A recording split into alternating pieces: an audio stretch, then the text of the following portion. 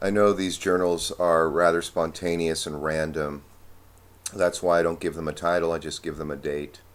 And I'll let the order manifest or come to surface or not come to surface. But I've come to realize that there seems to me to be a veil, what I would metaphorically term a veil, between the eternal and that which is rooted in time, between the timeless and that rooted in time. And the purpose to this veil is that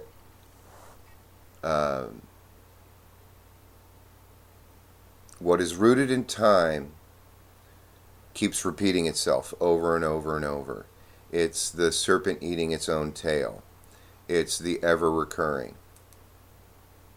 Um,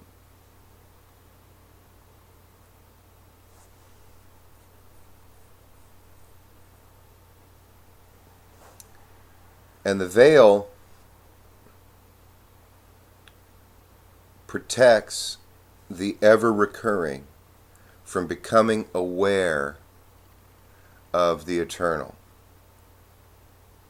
Because if the ever recurring became self conscious and self aware, it would understand that the eternal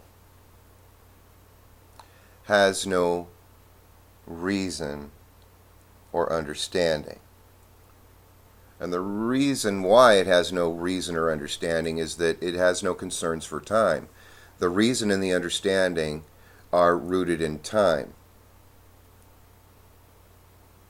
Now, the way Kant was described to me, the reason is for metaphysical, or the reason, the meaning that we give things, is used for the transcendental, the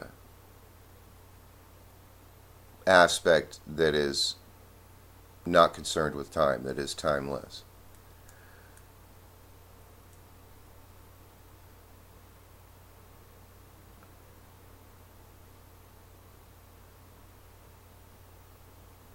Anyway, I think it's rooted with becoming self-aware and the life-affirming aspect. If we become self-aware, then the conditions of time are seen as ever recurring, everlasting. Everlasting is a time-oriented term. And it's just the same thing repeated over and over and over. And if we look at this, say for instance, political, economic, social, religious conflicts, from this self-aware aspect, then we realize that this stuff has always happened. It will always happen. And it's not to be taken too seriously.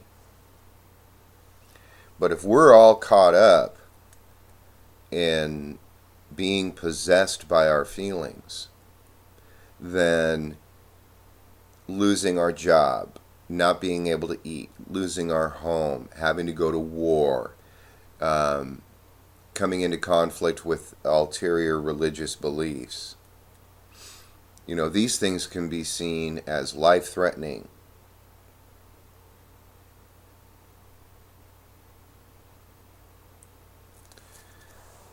And to me, I just look at it as an argument, as setting ourselves up in opposition to something. And this is the cycle of the ever recurring, where it's a dynamo that has opposites that activate each other.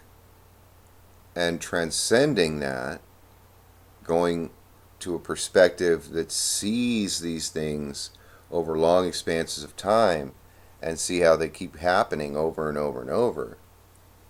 It can put us at peace. I think it can liberate us and realize, okay, these things are secondary, not primary.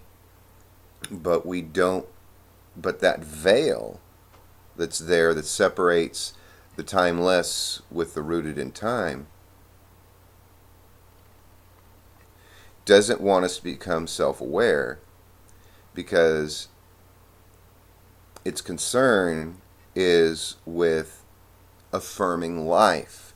Life needs to be affirmed. We need to say yes to life. And if nothing means anything, then life is not affirmed anymore. And for most people, the only way to affirm life is to set themselves up in opposition to something, argue about it, and even fight against it, whatever it is. And in this fight and in this struggle, they feel alive.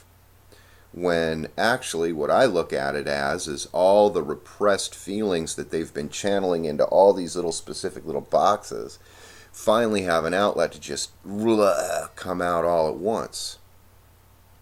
And it makes them think that they're alive. I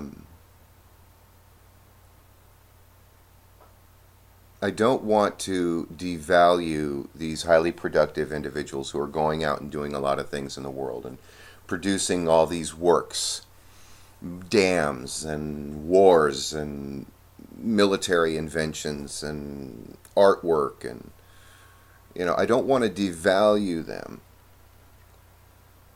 And I think a lot of people may think that by coming to awareness of this stuff, it's devalued now because it's no longer possessing us. We're no longer possessed and fascinated by it. But for me, I have a wellspring coming up all the time that I'm aware of, and trying to find a place in the world where it can be freely expressed is far too limiting. And it's exhausting and tiring to try to channel all that I am into these tiny little boxes, whether they be... I think that's why a lot of people celebrate the individual that looks as though they are completely free to say and do whatever they want.